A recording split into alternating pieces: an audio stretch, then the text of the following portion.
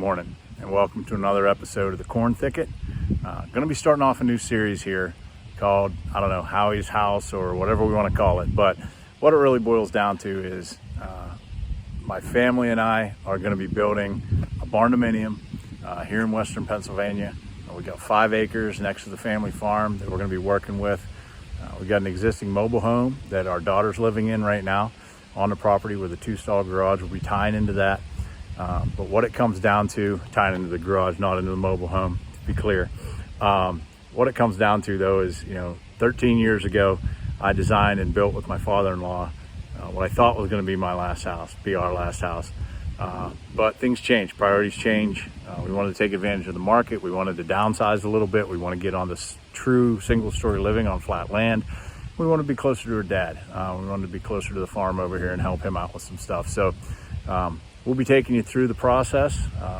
Right now we're breaking ground to put in a 3-stall pole barn next to it. It's going to be tucked down in the woods. That's where all the hunting stuff and all the tractors and all that good stuff's going to go. My boy's dirt bike, of course. But I'm excited. Like I said, I built the last one with my father-in-law, and this one I get to build with a fellow named Tyler and my son. Last time when we built a house, our son was, he wasn't even born yet. He was on his way, but he wasn't born yet. And now to be able to build a house with him, with my wife, with my son, that'll be the last place that I ever call home. Pretty exciting. So hopefully you stick with us. I'll give you a quick tour of the place here in a second, and of the property as it sits right now, show you where things are going to be, and then we're going to start diving in. We'll be doing these on the regular. They're not going to be spoofed. They're not going to be produced. It's just going to be me doing this with my phone and walking you around and showing you what we got going on. But yeah, so hope you stick with us. I think it's going to be a good time. It's going to be a nice hot summer full of hard work, but we'll get it done. We'll get this thing stood up and we'll go from there. All right, so this is the property coming in the driveway here from a little back road, and we'll give you a little breakdown. I've already been cutting down some trees. You can see the material for the 3-stall pole barn is already here. Got that from Carter Lumber up in Clarion area, Clarion, PA. They've been absolutely great to work with, despite all the trials and tribulations of trying to build a house during a supply chain break. You can see that's a 2-stall that we'll be keeping. We're going to be building off the back of that, and it's going to be building, let's see here, where's my finger? It's going to be building from, the building's going to be going this way, out there behind it. But yes, anyway, that's the portion that we'll be keeping. That's where our daughter's living right now. That'll stay until we're done building and get our occupancy permit and such. Down here to the right, you can see this little lane we put in. We've already done some clearing, done some work with the skid. This is where the 3-stall pole barn is going to be. One of off away from the house a little bit. That's going to house the dirt bike, the tractors, maybe a spare car once Brock starts driving. That's where all this good goes, which right now is probably about $80,000 worth of lumber. Not really, but yeah, it's not exactly cheap to be building at this point. But we also sold our place, took advantage of the market while it was hot. And like I said, the folks at Carter Lumber and CFS Bank here in Western Pennsylvania have been absolutely amazing. So I'll walk you out around back here real quick. You can see. And for those of you who follow the Corn Thicket series for the hunting, I can show you where Corn Thicket Chloe got her buck last year. It was right there.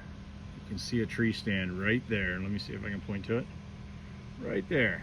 Yeah, that's the tree stand she was in. So we're moving right in on our best hunting ground anyway. So you can see here's the backyard. This is mostly going to be changed. We're probably not going to have much grass back here. We're going to do seating and fire pits and things like that.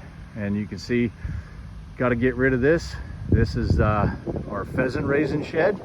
Raising pheasants for the property here for years. We're going to be moving on from that, obviously. Probably still doing it, just not sure where we're going to do it on the property. You can see we've got some posts up here, some stakes, kind of outlining where the corners of this house is going to be. I've already ripped the other one down that was right over there, but this will be the back corner of the home. You can see we've got some work to do. We've got some trees to clear out of here today, get the rest of these stumps out. Like I said, get this shed out of here and start getting everything leveled and graded. for that, we get to use fun machinery, which is always awesome to have. So yeah, that's about it. Hope you stick along for the ride, and we'll be doing daily, or at least a few times a week, updates on what we got going while we build this house that we designed.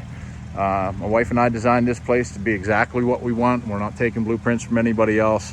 It's going to be a Barndominium on a slab, heated floor with vaulted ceilings, one big great room, and a couple bedrooms in the back. Just a nice little cozy place for us to eventually retire, have the grandkids over, things like that, and allow us to travel a whole lot more than we would have been able to travel with our previous house, just due to maintenance and things like that. So all right, we're going to get after it. We'll update you when we have it. Thank you. That is extremely accurate.